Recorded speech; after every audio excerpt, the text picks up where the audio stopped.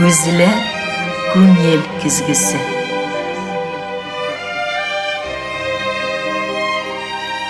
Көзілі fikir yüzağına söz aşkışı. Canlı söylem, ihlas aralaşıp, көзге көз қарашып тапшыруында. Кеше туса, йолдыз арта дилер. Мин тугачта йолдыз арткандыр. Үз йолдызым нурлар шәшіп, көктен җиргә миңа баккандыр. Йолдыз булып янам. Кеше туса, җирдә йолдыз арта дигән хак булса, күгемдә моң, җиремдә җыр калыр. Шул йолдызым күктән атылса. Бу минем шигъри юлларым түгел. Бу минем якташым Салават Рахматулла иҗатыннан. Һәм бүгенге студиябызның мәртәбәле кунагының халәтенә дә, күңеленә дә тиң юллар дип үзен һәм сезне сәламлыймын, хөрмәтле телевизор караучылар. Күзгә күз карашып тапшыруына рәхим итегез. Эш мәшәкатьләрегезне ерагайтып, елышыгыз зәңгәр экраннар янына. Әңгәмә бик кызыклы булачак. Күптән көткән кунагыбыз ул Башкортстанның сәнгать күгендә якты йолдызы, илебезгә мусульман дөньясында бик күп җырлар иҗат итеп, моң даирәсен киңәйткән Ризван Хәкимов. Сәлам юллыйм, Ризван. Әйтәсем килә, юкка гына бу шигъри юллар белән башланмады. Чын-чынында син туганда дүртөйле күгендә бер йолдыз атылгандыр, җирдә моң артылгандыр. Дускаем дип әйтәсе килә. Ничек кенә кәефләрең? Әйбәт кенә, Зифа. Рәхмәт була чакыруыгыз өчен. Рәхмәт. Әңгәмәне үзебезне мактаудан башлап китик әле. Бүген кызыклырак булсын. Мин инде берникадәр инде уңайсызрак, җайсыз булса да әйтми булдыра алмыйм әле, синең кебек кунак барда. Әллә күңеле булсын дип, әллә инде ахырда чак кына ышанып та куясың. Пахмутова дигән булып алалар, гәүдәдә бәле кирәк бит инде шагансың дигән булалар. Ә сине инде мин берникадәр генә укып та, ишетеп тә беләмен, сине Игорь Крутойга тиңлиләр. Син моның белән килешәсеңме икән? Әйтеп булмый, Зифа. Һәр үзебезнең юлыбызда, үзебезнең урыныбызда, Крутой үзенең урынында ясым килә. Татар моңы эчендә Крутой дигәнен фамилиясын инде тәрҗемә итеп түгел, шын урыс телендә күчерсәк, безнең Крутой композиторларыбызның берсе Ризван Хәкимов дигәне чын-чынында моңа тәңгәл булып чыга. Ризван, көтеп алдык. Чөнки тамашачыларыбыз күптән синең белән мондай очрашуны, ихлас сөйләшүләрне сагынып, әле безнең янга якынлашканнардыр. Шундый сорау белән, шундый фикер белән башлап китәсем килә. Халык бит җырлый мондый җырлар. Шундый юллар бар. Китәм дисең дә үзәсең әрнегән җаннарымны диләр. Ник Ризван тагын саубуллашты инде безнең белән дип бит хафаларга тамашачыларыңны төшердең, моң сөючеләреңне. Бу саубуллашу ни белән гыйбарәт булды соңгысы? Ул сәхнә белән һәм инде артабанғы бәлки максатларың белән дә бәяләнәдер. Бу максаттан гына тормый, Зифа. Әйтәсем килә, менә сәхнәдә йөрдек бит инде, йөрмәдек түгел. Үзебез язган җырларны как автор башкаручы булып җырлап йөрдек. Ә менә үземнән чыккан, үзебездән чыккан хәзер яшьләр белән бергә чагышып җырлап йөрүсе килмәде. Йөрүсе килмәй башлады. Алар белән бергә чагышып, ярышып йөреп булмый бит. Һәрбер нәрсәнең үз вакыты була, дидем мин. Без бит иҗат кешеләре синең. Язарга тиешбез. Без язганнарны профессионал җырчылар, талантлар җырларга тиештәр. Шулай дип уйладым. Без инде Нәфисә белән башлаган теге үзебезнең традиция бит инде күп җырчылар чыктылар безнең группадан. Аллага шөкер, мин алар өчен горурланам, шатланам гына. Теге яшь сәхнәне бит ул яшьлек бизи.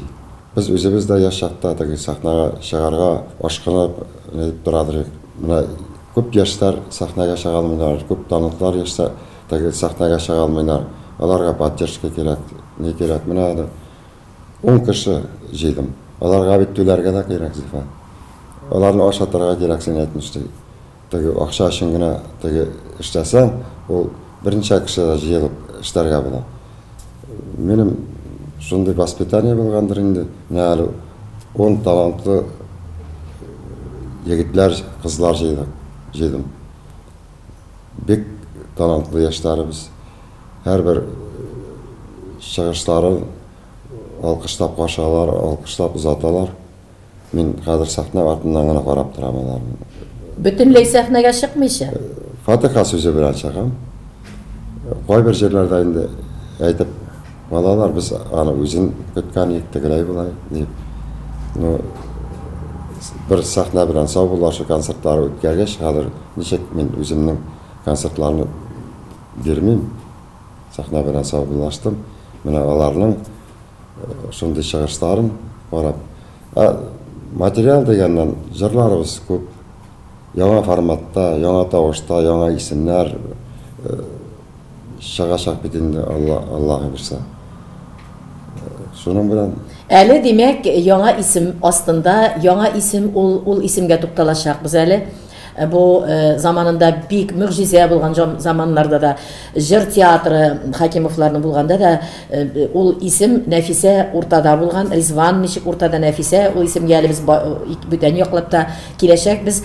Инде без кулай вакыт тәңгәл булганда Ризван әйтеп тә китик концертларның турында.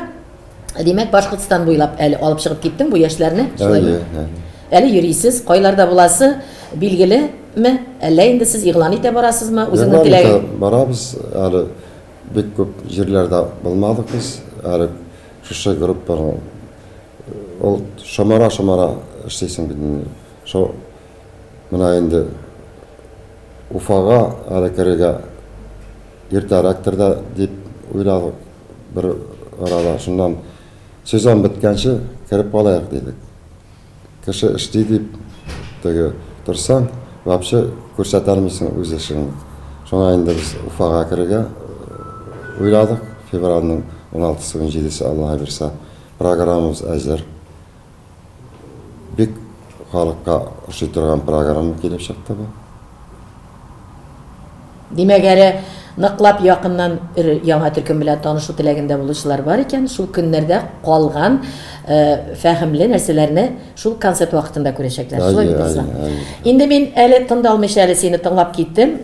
Баштан килешми. Мин үзем алып баручы буларак килешми торган якларымнан бәрелмичә булдыра алмыйм инде.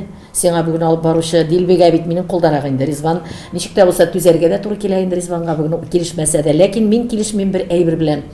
Автор башкаручы җырчымы ул, җырчы түгелме дигәннәр күп ул. Минем хакта да күп, синең хакта да күп. Ләкин мин корал тотып көрәшкә чыкмыйм, андый кеше белән һәркем үзенең күңел халәтендә кала. Мин үземне яклап түгел, һәм ниндидер күләмдә Ризванны яклап кына түгел, мин кеше арасында йөргән кеше буларак шундый фикерне җиткерәсем килә Ризван. Миңа әллә күпме халык, әллә күпме тамашачы арасында әнә теге җырын Ризван үзе җырлаганда бөтенләй башкача иде. Менә бызганнар, менә бу җырын ишеттек. Менә шушылай иттереп ала торган җирләре дә Ризванча түгел, матур җырлый җырчы, профессиональ җырчы. Менә Ризванның менә булай иттереп күрсәтә торган җирләре юк. Менә халыкны ничек тә күңелен, ничек син балаңны тудыргансың? Син аны шулай итеп халыкка җиткергәнсең, халык синең балаң дип кабул итә. Ул җырларны.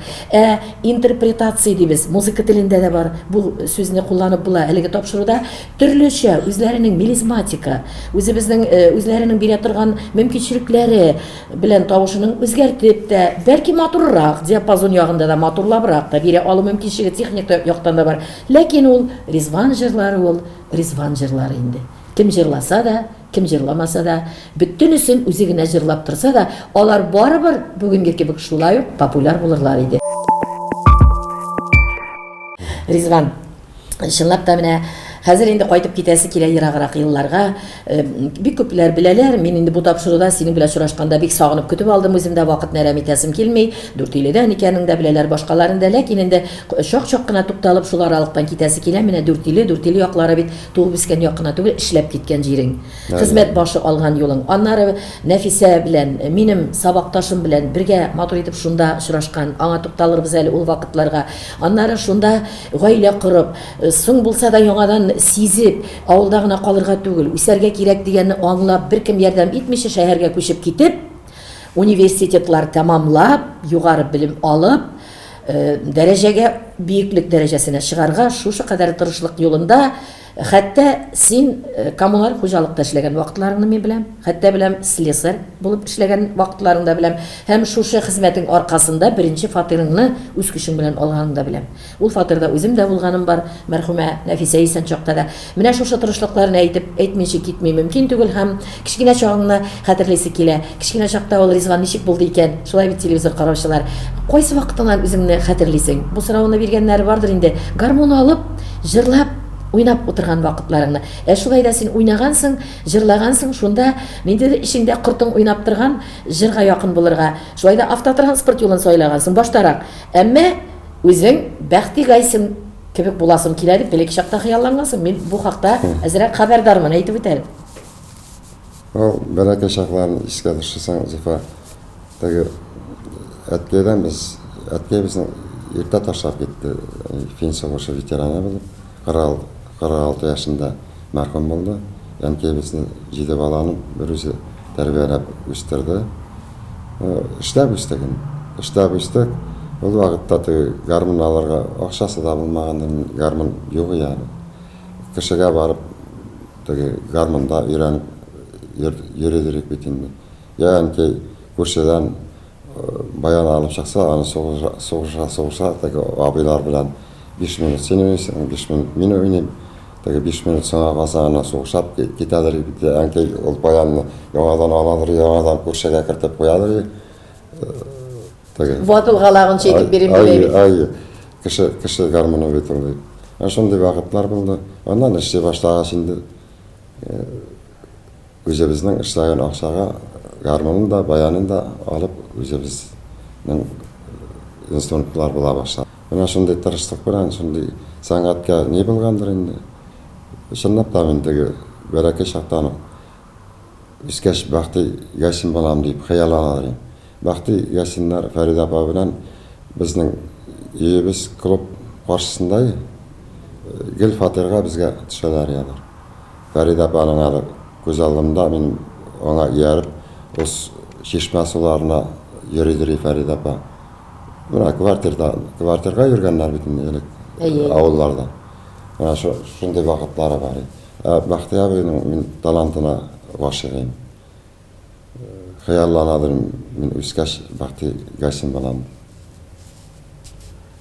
Һәм инде шушы хыяллар тормышка артып ашты дип әйтсәк тә була. Бүгенге көндә шатланып шушы биеклекләрне күзәтеп булганын инде бүген халык үзе әйтеп тора. Синең хакта Ризван җырлап торган җырларын әйтеп тора. Армия сафларында да хезмәт итеп, ил алдында бурыч үтәгән кеше егетләрнең берсесең.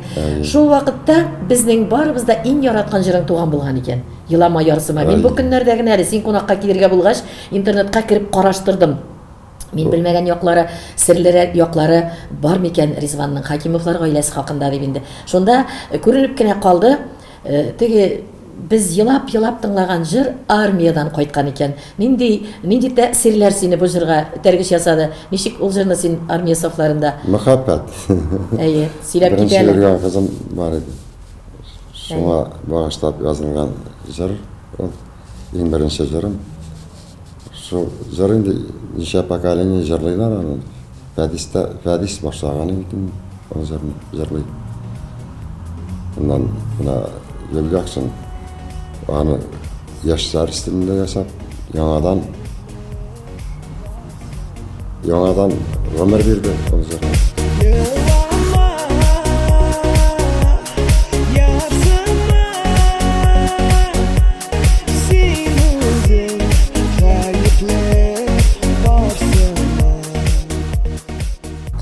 Җырда шундый елама ярсыма син үзең гаепле барсына дип җырлагач, аралык ераклыгы анда ук сизелгән бу яраткан кешең белән. Инде ул вакытта бит модада иде. Егетеңне армияга озату инде бик зур горур кызлар була торган иде. Минем егетем армия сафларында хезмәт итә дигәч, тормышка чыктымы син хезмәттә чакта? Яки араларыгыз суынып киттеме ул вакытта? Ник шундый синең күңелгә әрнү урлыгы салынган булган шул вакытта? Яш вакытлары бит. Бүтән кешегә гашык булганнар. Менә бит.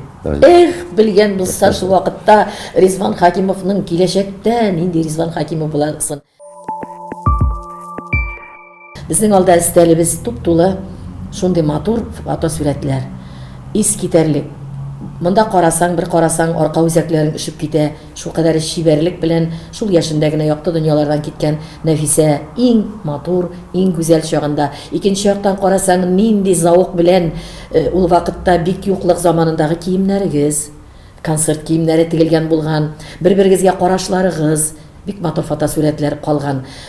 Әлеге вакытларда уйласаң, балаларың кырында, оныкларың уеңда дигән хәстәрең күп, Резван. Шулай да әйтәләр бит, ай күңелсез, күк тынык, ялгыз чакта диләр. Еш Нәфисә искә төшә, төшкә керәме? Искә төшә, бер вакытта искә төшә. Ну, без аны Зифа бер вакытта да онытмадык. Менә бу группаның исеме дә бит 16 ел була бит быел. Аның исемен йөртә. Минем дә быел яңа проектыма бүтән төрле исем әллә бирәбезме дә дип караган идем. Шуннан шушы җегетләр белән җыелгач бергә сөйләшү булды бит инде. Җегетләр, кызлар да әйтә, шушы исем калсына Резан абый дигәч, калдырдык инде.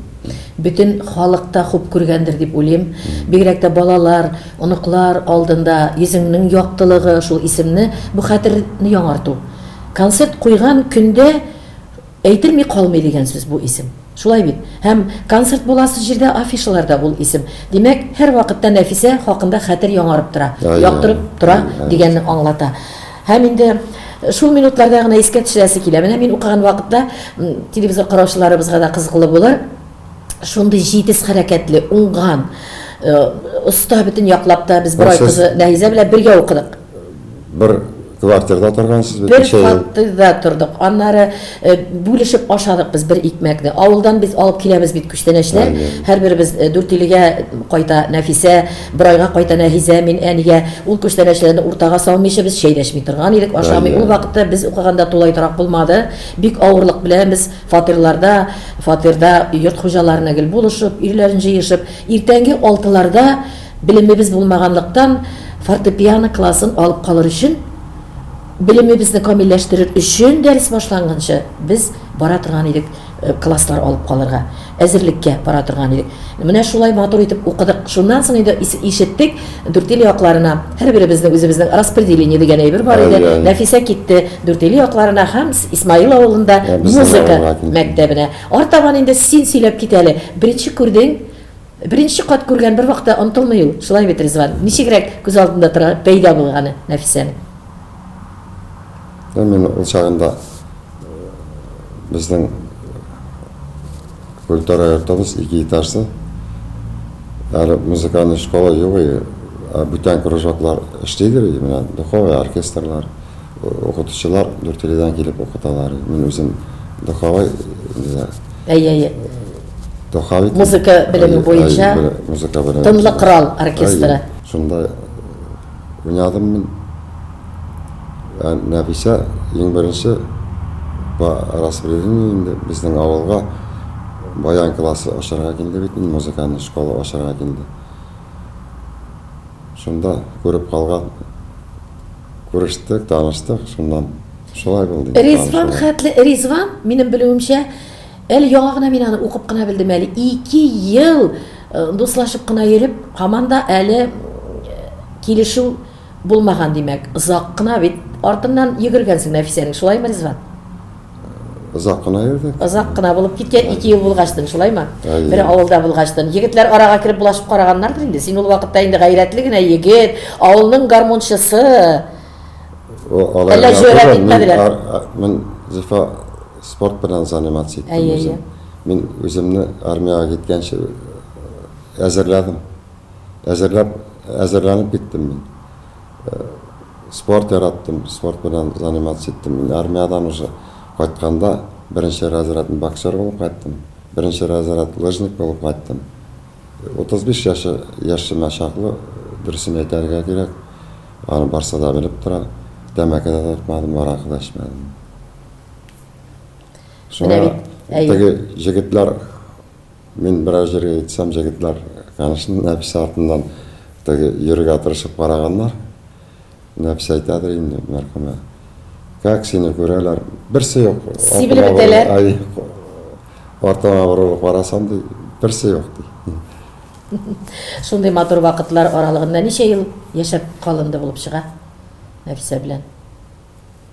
Әллә шутлаганда булма, 77-нче елны менә өйләнештек бит инде без. Күп итеп әйтәсе килә. Шуңа Әйе, күрә күп. шутланмыйдыр. Күп итеп Әйе. шуны күрәсе килә, күп итеп көндә калейдоскоп кебек күңелдә әйләнеп тора торган еллар, балалар үскән еллар.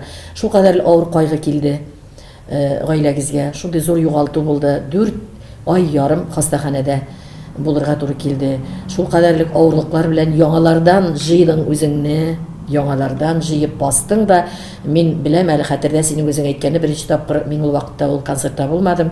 Үзең миңа сөйләүләр буенча кастель белән беренче зифа мин чыктым сәхнәгә.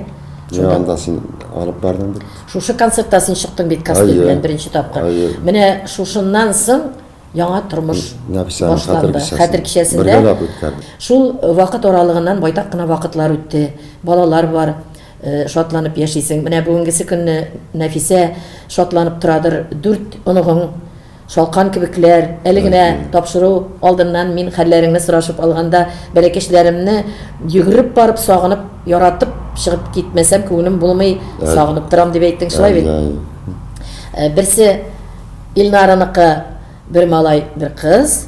Инде Альбинаның күптән түгел генә икенчегә кыз бәби туды. Исән-сау яшәсеннәр, барысы да матур иттереп, картәтәләрен сөендереп кенә. Алар белән бәхетлемен. Менә 4 анагым бар. Балаларым исәннәр, саулар. Көндә күрешеп торабыз, көндә. Алар минем белән советов итәләр. Әйе. Әти нәрсә эшләргә тегеләй булай. Аллага шөкер, акыл үстеләр. Аякка бастырганда да сиңа ярдәм кулын иң беренче 2 кызың ярдәм Шулай, итеп, шулай. аякка бастырып, менә бүгенгесе көнгә кадәр бергә матур иттереп дөньялар көтәсез. Ризван, бу аралыклар үтәп, байтак кына хәзер ялгызлыкта да яшәүләр бара бит инде. Әйтәләр бит инде ничек булса да бер кешегә барыбер ялгыз. Авыр бүгенге көнне инде Затон бистәсендә бик матур гына фатирыңда дөнья көтеп ятканыңны беләбез. Аннары сайланулар да булмады түгел бит инде. Халыктан яшереп батырын гына әйтеп торып булмый, катгый рәвештә генә сораулар белән җаныңны үртисем килми. Шулай да инде аз гына тукталмый булмый. Ират бит син, хатын-кыз гына түгел. Иратның күңеле аның бер төрле, хатын-кызның бер төрле, сайланмый, кагылмый, ярлардан ярларга бәрелеп тә карый. Бу бәргәләнүләр ниндидер образларда Нәфисәне изләү булды микән? Әллә инде жанны жылыта алмау, кышакны жылытканда да күңелне жылыта алмау булдымы? Жанны жылыта алмау булдымы?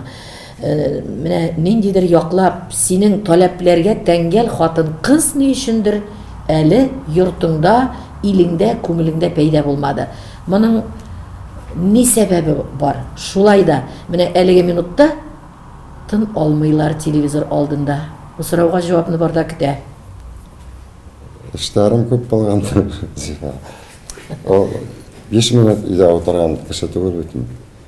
Беразын белән яшәй башласаң гына бәхетсез итәрмен дип тә уйлыйсың.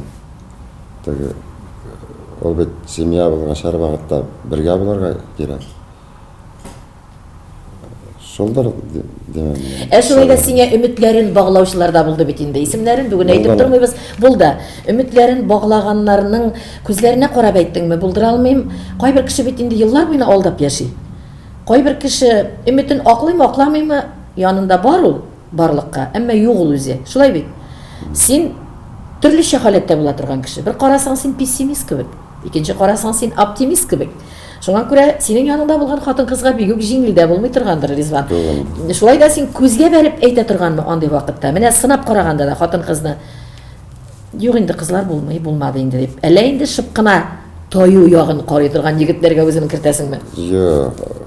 Хәзер ул яшьләр үтте бит инде. Шулай да үзенә шундый ук сорау бирсәм, ничек дип әйтер идең? Әйтә торганнардан, әйтеп китә торганнардан. Тамам дип, нокта куеп. Олай демесін, мен әрбір нәрсенің өз уақыты болған деймін. Ризван, әміне барыбыр да син дөньяны күргән, тормыш тәҗрибәсен туплаган ир егетләрнең берсе бит инде. Мин әле алып баручы буларак түгел, кызыксынып, син ир билгеле шәхес буларак та миңа кызыклы бу. Барыбыр күзең төшми тормый булмый бит инде хатын кызга. Күрәсең, күз төшмәсә Ризванның ул юнсез кеше булырга тиеш бит инде. Бөтенләй беркемгә дә кирәкмәгән ир-ат кына хатын кызны күрми, шулай бит инде. Кызга күз төшмәсә, Зифа, иҗатың да бармы? Әйе, иҗатыңда шуңа. Ул теге иҗат кешеләренә мәхәббәт кирәк. Мәхәббәт булмаса, ул иҗатың бармы?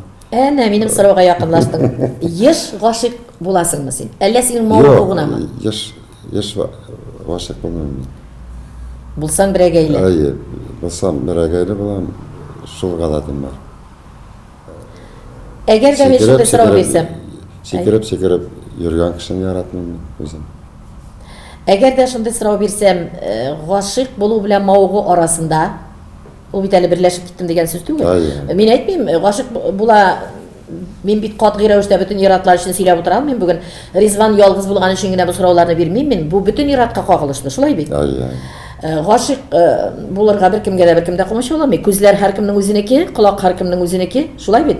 Акыл шулай ук һәркем үзенеке. Гашык булу белән мавыгы арасында нинди ара бар дип уйлыйсың син? Менә син күрдең бер хатын кызны, кайсыдыр кыткы кайсыдыр яклары, кайсыдыр сыйфатлары, матурлыгы, кыяфәте, килеш килбәте синеке. Менә ошады. Бу мавыгы гына булырга мөмкин. Булырга мөмкин, башың югалып китеп, шул хатын кызга гашык та булырга мөмкинсең. Менә шушының аралыгы син ничек саклап киләсең? Ризван башыңны югалтма, бу мавыгы гына булырга мөмкин дисеңме үзеңә? Әллә инде йөрәккә вакыт бирәсеңме уйланырга? Уйланасың. Уйланырга шулай да. Уйланырга. Шулай дип әйтмәгән булса, ул мәхәббәт турындагы җырлары чынлап та тумас иде Ризванның. Кашан әйтмәсин авыр сүз, бик кыска гомерләр. Син минем гомерлек юлдашым, син шашкын юлдазым, сөйдән яр. Әйтмәсин авыр сүз, әйтмә түз, йөрәге бит вайран яралы.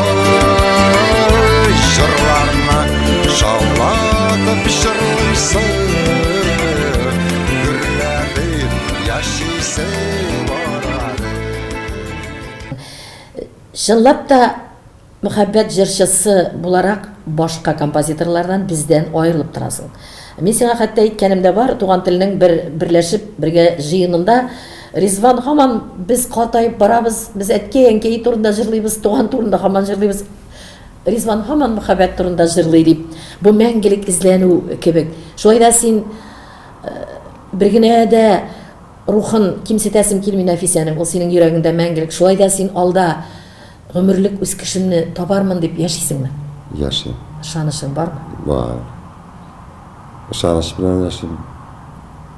Ул синең нинди булырга тиеш? Хатын кызга нинди таләпләр куясың син? Менә бүгенге көнне син яшь сикергәләп торган хатын кыз сиңа кирәкми, үзең дә әйтеп торасың, шулай бит. Аннары синең үзеңнең холык-фигылеңә дә бит әле ярашлы кеше кирәк. Улагая башлагач, өлкәнәя башлагач, Ризван да, башка егетләр дә, Зифа Нагаева да, бүтәннәр дә, холыкларыбыз да үзгәрә башлый. Икенче сүлпәнәя без холык белән әйме, акылда күбәя башлый. Шуңа күрә хәзер сайлаганда син хатын кызның кайсы сыйфатларына ныгырак өстенлек бирер идең тормыш өчен дип уйлаганда? Бәлки сайлап та куйганмындыр дип уйлыйм. Әле. Бер сер кала икән бүген. Тагын бер тапшыруга чыгасы була икән бүген. Бер бәхетлесе булган икән. Бик мат менә шыкына торгач барып төштек шишмәсенә. Бик канәгать булып калдым мин бу җаваптан. Шулай да бик бәхетлемен. Оныкларым да исән саулар. Үзләренең яшәргә урыннары бар, квартиралары бар. Аллага шөкер, эшлиләр. Миннән сорап ятмыйлар. Хәзер менә инде үземә дә теге личный жизнь башлара вакыттыр дип уйлыйм. Алар өчен Нақтырыштым мен Балалар балалар үшін, әйе. Олар менің үшін өле yazып тұралар. Мына квартира алдым, олар ремонтлап берділер. Теге мебельлерге шақлы. Әті бізсіз бір нәрсе де ола көрмеген деп үйбаралар. Бұл менің үшін бақыт бит он. Балаларың шулай. Мәхәббәт турында әле алда әллә күпме матур җырлар ишетәчәк без димәк, хөрмәтле телевизор караучылар. Бик хуп, матур бер җыр иҗат иттең, Ризван. Хәзер әле без ваксу мәсьәләләргә дә кагылышлы синең кебек шәхес очрашканда сөйләшербез. Агымсу юлын таба. Бу бик күп сагышлы, бик күп уйда булган, ялгыз гына үз хәсрәтендә үзе тынып кына торган, бик әрнеп торган кешеләргә максаты шишелми торган, өмете тайпылганнарга бик кирәкле җыр булып яңгырап китте. Мин бүтәннәр исеменнән түгел, бигрәк тә үз исеменнән сиңа рәхмәт әйтәм бу җыр өчен. Агымсу юлын таба, ничек кенә булмасын. Син бу җырың белән әйтерсең лә әлегә кадәрле килгән бүтән иҗатыңны бергә җыйнап, менә шуның өчен тырыштым дигән кебек булды. Бүтән сагышларыңны, әрнүләреңне, яраларыңны була икән тормышта, юлың барыбер таба икән дип. Менә шушы җыр ничек туды? Күңелеңдә нинди хисләр капыл ургылып килеп чыктымы? Бу җырның кичкенә тарихын әйтеп үтә әле. Бу җыр күпләрне кызыксындыра. Моның башта сүзләрен яза алмады, Марат. Казанга киткәч, кенә музыкасын алып китте. Казанга киткәч кенә сүзләрен язып җибәрде. Язам, үзем язам дип алып киткән. Шундый теге җыр килеп чыкты, чынлап та кая барып торсак та шул җырны җырлыйсызмы дип кенә сорыйлар. Димәк, көйе алдан туылган, Маратның идеясы белән тулыландырып, бер бүтән шундый матур җыр килеп чыккан. Шулай бит. Искитәрлек матур җыр, озын гомерле булсын дип әйтәсе килә. Һәм менә шул тәңгәлдә Марат дигәч инде шагыйрьләреңә тукталмый булмый. Шагыйрьләр, синең иҗатыңны бик күп кенә үзеңнең якын булган мөхитеңдә дус булып, туган булып беткән шагыйрьләрең. Алар хакында сөйләп китмәй мөмкин түгел, шулай бит, Ризван. Бүгенге көндә. Алар бит инде дуслар кем булды безнең иҗат кешеләр өчен? Дуслар беренче чиратта безнең иҗатны аңлаган кешеләр. Ә синең бигрәк тә көйләреңнең шигырь дөньясын аңлаган кеше, шигърият дөньясы белән көйләреңне тулыландырганнар дусларыңнан да артыктыр. Менә Зифа әйтәсем килә. Синең иҗатыңа мин үзем гашыкмын. Син үзең сүзләрен язасың, син теге шигырьләр эзләп торасың юк син. Тотасың да үзең сүзен язып, нинди тема кирәк, язасың да музыкасын да эшләп куясың. Инде миңа килгәндә инде менә бу ялама ярсыма дигән җырымның сүзләре аның үземнеке. Шул җырны мин иң беренче ул вакытта бит цензура дигән нәрсә бар, композиторлар тикшермиш, ул җырларга рөхсәт итмиләр. Шуннан шул җырны алып баргач та Рафик Салманов дигән олы яшьтәге композитор ишеткән. Әлбәттә. Шул әйтте миңа. Или шигырьне яз, или музыканы яз дип җибәргәч, мин инде шигырьне шагыйрьләр язырга тиеш дип уйлап, шагыйрьләр эзли башладым. Менә шулай китте минем. Бәлки шунда күңелеңне күтәреп җибәргән булсалар, канат итеп инде, бәлки әле яза үзеңне әйләндереп тә җибәргән булыр идең микән? Юк, менә минем тормышыма теге мин бәхетлемен, шундый шагыйрьләр, яшьләр арасыннан менә Маратлар, Рамиллар килеп чыгу, алар белән бергә укыдык бит инде без. Олы яшьтәге шагыйрьләр, Якып Кулмый белән без бик күп җырлар иҗат иттек. Бик әйбәт. Абзый песеннәге бит Якып Кулмый. Гөлфия Юнусова, гел яхшы кешеләр туры килде дип әйтәсем килә. Менә җырларымны язуда аларның теге сүзләре бит инде. Менә әлеге җырларны ишетеп торабыз бит инде, син дә ишетә, аны синең өчен яңалык түгел. Сүзләре юк, Зифа. Сүзләре юк бит. Аны музыкасын белмим мин, теге яшьләргә ошыйдыр. Дип тыңларлык җырлар сирәк. Аның җырның гомерен ул сүзләре теге озын айталар дип уйлыйм. Сүзләренә игътибар етсеннәр иде, менә язучыларга әйтәсем. Әле тагында бик кирәкле юлга, кирәкле урамга, без керәсе урамга борылып кына бара Ризван. Бу турыда әлбәттә үз рәкендә сөйләшәчәк. Без шагыйрьләргә димәк бик рәхмәтле булып яшәгән кешеләрнең берсе син. Алар үзләре белеп торалардыр, бик күп еллар синең белән дуслыкта яшәгән кешеләр. Бүгенге эстрада турында берникадәр синең белән әңгәмә алып бармыйча булмастыр. Чөнки дә бу биеклеккә кадәрле эстрадабызда мытырлар арасыннан да шундай кеше үзең якын булган һәм сәхнә тоткан кеше, майдан тоткан кеше буларак та мен сиңа сорауларда бирәсем килә. Ниләр борчый икәнен үзем дә сизеп торам, беләм. Ни белән үзгәртеп була икәнен җавап табылмый торганын беләм. Аннары беләм, бүген тавыш җырламый акча җырлый дигәннәре дә бик күп. Ансы да дөрес икәнен беләм. Менә синең бу турыдагы үзеңнең күңел халәтен ачыга аз булса да, Ризван. Biz bütün senin bilen icad kişileri özümüzde de sahnede yani yürüyüz, işteyler, gruppalarımız iştey. Sahneni eytesim geliyor benim, sahneni bozup bitirdiler diyesim geliyor. Sen benim bilen rizasın mı yok mu? Sen bilmiyorum, benim özümün fikrim. Dürüsün aytkanda öyle baradık var. Hazır sahnede de bardak diyesim. Günde konsert. Тегі балықның итак оқшасы yok. Оларны жәлдім мен. Шыл шақлы тегі ауыр тұрмышта яшасалар да концертқа үйрейлер. Иләк білән иләр едім.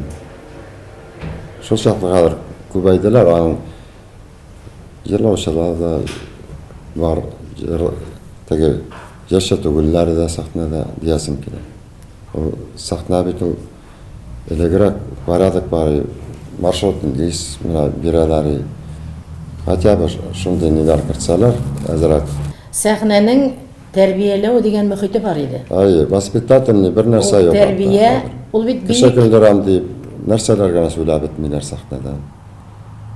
Ул бит юмор булса да юмор күп булырга тиеш. Безнең халыкка батмый торганы да бар бит әле. Батмый торган, мөселман сахнасына батмый торганнары күп. Шуңа бик ул яктан йөрәк әрли торган төшләр күп дип әйтәсе килә. Ә менә шуның белән килешәсең микән? Иртән уянасың, берсе мин композитор дип уяна, аннары бөтенләй икенче һөнәр кешеләр алар. Бөтенләй икенче кешеләр. Менә әйтеп булмый микән мин җыр язып уяндым әле дип. Ник алар композитор булып уяндык дип уяналар икән? Әллә алар төшләр күреп уяналар микән? Бүген төштә үземнең композитор булып киткәнне. Шул турыда ничек уйлыйсың син? Маратның сүзе бар бит, Зифа. Хәзер Ризан абый ди. Үзләре сүзләрен язалар, үзләре музыкасын язалар, үзләре җырлыйлар, үзләре кылчаба торган вакыт. Хәмдүн апа үзләре тыңлыйлар ди. Тыңларга кеше булмагач. Вот шуны күгәрәккә әйләнеп бара шул дөньябыз. Аннары үзләре генә тыңламыйлар шул, халыкны үз артларыннан ияртеп алып баралар. Аннары синең караш ничек? Биеп җырлау башланды. Җыр тыңлау дигән әйбер юк. Халык музыка башлангач та халык кулчаба башларга тиеш. Ни өчендер? Ни өчендер шулай булса гына җыр матур булды, җырчы яхшы чыгыш ясады. Үч куплет тамамланганчы халык кулчабып торырга тиеш. Шунда гына әйбәт була. Аның арасында әйбәт була. Бер куплет җырлагач Уфада җырчы җырласа, Уфа, син кайда? Казанда булса, Казан. Теге адашкан сарык мәрәне кычкырган кебек менә. Бу галәмәт хәлне мин бөтенләй карап, тыңлап, ул бит әле биегрәк җырчылар шулай итә. Әле аның мәйдан тоткан халык арасында популяр булганрак җырчыларыбыз шушы хәлгә төшеп искитмәле һәм шул вакытта бер карыйсың уң якка, бер карыйсың сул якка, халыкка карыйсың һәм халык рәхәтләнеп, кинәнеп, аларның арбасына утырып, шулай булырга тиеш дип кул чабалар. Менә бу авыру микән, шире микән заманның? Әллә без генә аңламыйбыз микән синең белән мин? Әллә утыралар микән телевизор караучылар арасында яшьрәкләр, ике картлаш чыгып утырганнар эстрада тикшерергә дип. Менә шундый сорауларны да сиңа бирәсем килгән иде син ләккәндә. Ул яшьләре дә бит картлар дигәнне. Яшьләребез бездән örnek alıp әлі сахнада йөриләр. Әлі біз теге мен өзімнің теге вард сахта белән саубулашсам, саубулагыз дип әйтәсем килми. Әлі мен аларга үзем ничек җырларга, ничек движениялар өйрәтергә специаль хореографлар чакырып шулай өйрәтәбез. Ул теге җырның мәгънәсен аңлап бийсәләр ярар. Ул бит һәр бер җырда биеп җырлый башласаң, аты җыр мәгънәсенә карап бийсәләр. Бәлки җыр композитор дигән сүзләрне үзгәртергә кирәктер, башкача. Менә әйтәләр бит, ул әнә тегенең иптәше укытучы булып эшли диләр. Ул мәктәптә укытучы бар, бу мәктәптә бу абзыйның хатыны табип диләр. Ә нишләп ул бөтен кешедә композитор? Композитор миңа калса ул һәрбер һөнәр иясе кебек исем һәрбер кешегә ябештырылган афиша кебек булырга тиеш микән дип уйлыйлар микән? Менә аңлаешсыз шундый бер гәпләшүгә чыгып утырган кебек тә булып киттек, ләкин әле күңелне төшерәсе килми Ризван. Бу инде мин уйлыйм актуаль мәсьәләләрнең берсе. Синең белән мин инде очрашканда, мин синең табигый халәтең белән күбрәк сөйләшеп утырасым килә. Мин шалтыратканда сиңа бу тапшыру турында озак кына алмый торганда телефонда син миңа Мезифа алмый тордым, гафу ит, мин мәчеттә идем дидем. Дидең син еш йөрисеңме мәчеткә? Синең иманга карата фикерләрең, әллә дугаларда дасымы син? Кайбер вакыт бит син әйтүчеләрдә булган, намазга бассаң да сиңа мөмкин, хәзер дип бу хакта ниләр уйлый икән Ризван? Ул мәчеткә йөрү Зифа һәрбер кешенең үзенең вакытын булганда мин элек торган телецентрда Уфран мәчетенә өйрәндем. Шунда теге как җомга көнне минем өчен бәйрәм кебек хис итәм үземне. Шунда барып укытам, кайрым бирәм, шәйләр эчеп утырабыз без хәзрәтләр белән. Шул чаклы күңелең дип кала, бушанып кала. Рәхәт булып кала. Мәчет бит әле ул урыны дигәчтә ул төзеп куйган. Күңелең белән ышанмасаң, анда керүдән ни файда? Шулай бит. Әйе. Күңелең белән ышанмасаң. Иманыбызны сакларга кирәк диясем килә. Әгәр дә бер заман намазларга басар вакыт җитте Ризван сиңа дисәк, ул вакытлар нинди вакыт булыр икән ул? Исәнмесак булар, исәнмесак намазына да басарбыз, Аллаһка кирсә. Һәр бер нәрсәнең үз вакыты була. Ризван, менә гади генә көннәр бар бит инде. Гади генә көннәрдә тормыш иптәшләре булганнар нидә булса пешерә, нидә булса төшерә, аш-су бүлмәсе бит һәр вакытта ачык, җылы, тәмле исләр булып тора. Мин сине бик тәмле итеп ашарга яратканны беләм, Нәфисә бар вакытта бик тәмле, һәр вакытта ашарга. Хәзер менә Зифа үзем пешерәм. Менә шуны сорарга иде. Чакырасым килә. Шәһәрләр белән икегез килеп китегез әле. Ай, бик зур. Ашларымны бик мактап ашыйлар минем. Әйе. Пешергән ашларым бик мактап ашыйлар. Ниләр пешерә икән Ризван дип тыңлап торалар әле безне. Шулаймы? Әйе. Хәтта камыр да куясың әле? Юкмы, камыр белән булашкан. Камыр белән булашкан. Шундай тәмле исләре килеп китте, син пешергән ризыкларың әйтерсең дә аш-су бүлмәсендә Юк, шунлап әйтәм. булган кебек булды. Көннәрең, менә һәр бер көнне концерт булмаган көнне алыйк әле, гади генә иртәдән кичкә хәтле иртән тордың, нәрсә эшлисең? Үйләр җыштырам. Әйе. Иң беренче үйләремне җыштырып куям. Теге вакыт Пөхтәлек яратасың, тәртип яратасың. Тәртип яратам.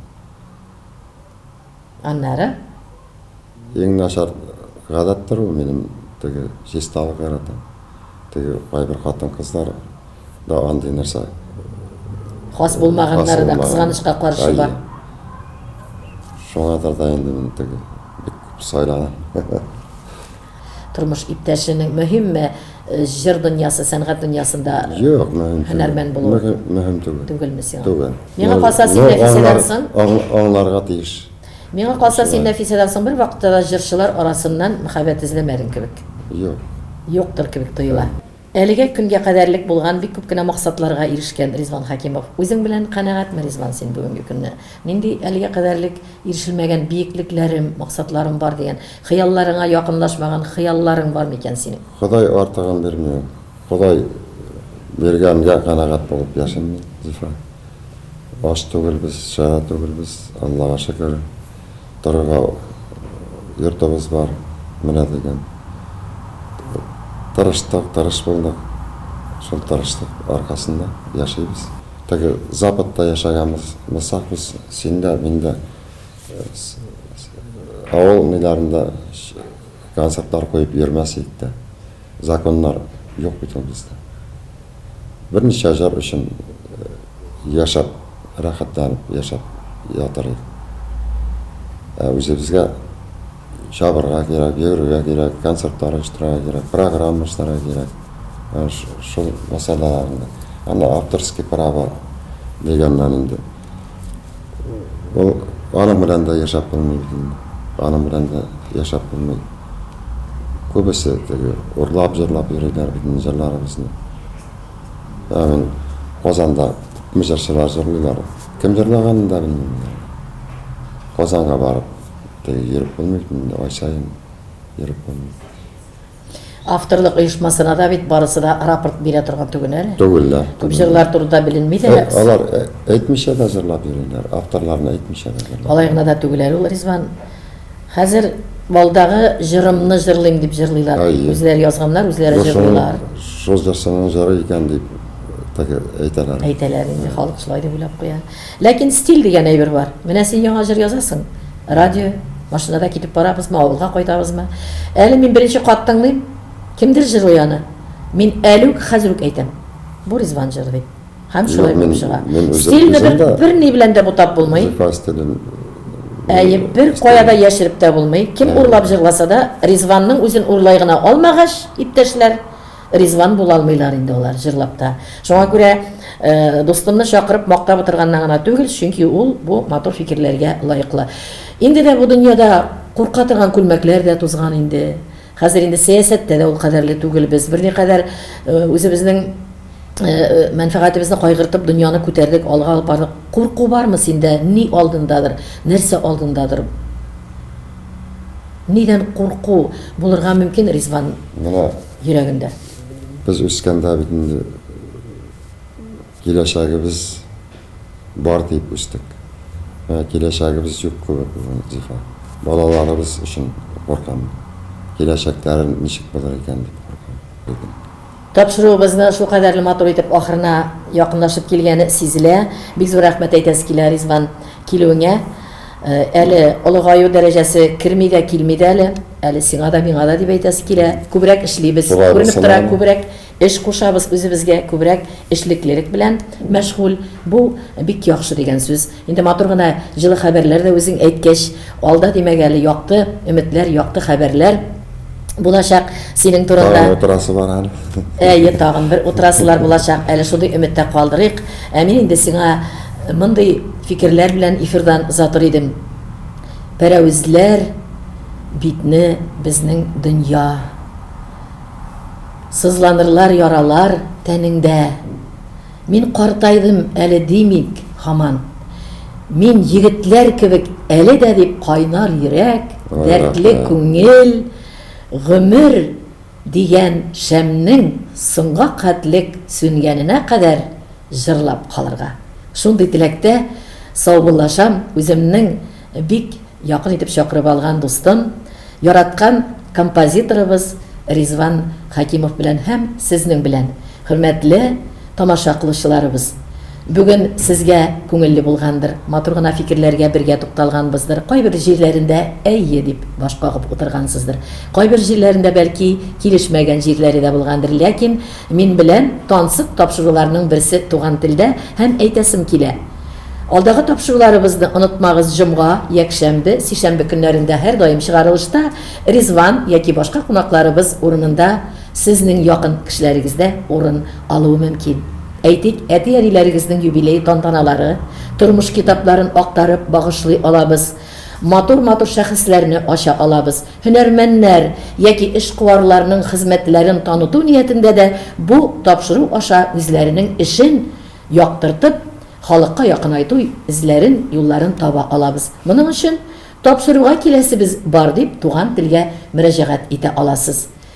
Киләрен кебек, җырларын кебек дустым, гомерең дә озын булсын. Алда да тамашачыларыңны, җыр сөючеләреңне рухландырып яшә. Без синнән яңадан яңа матур хәбәрләр, яңадан яңа матур җырлар көтеп калабыз. Киләсе күршеләргә кадәр.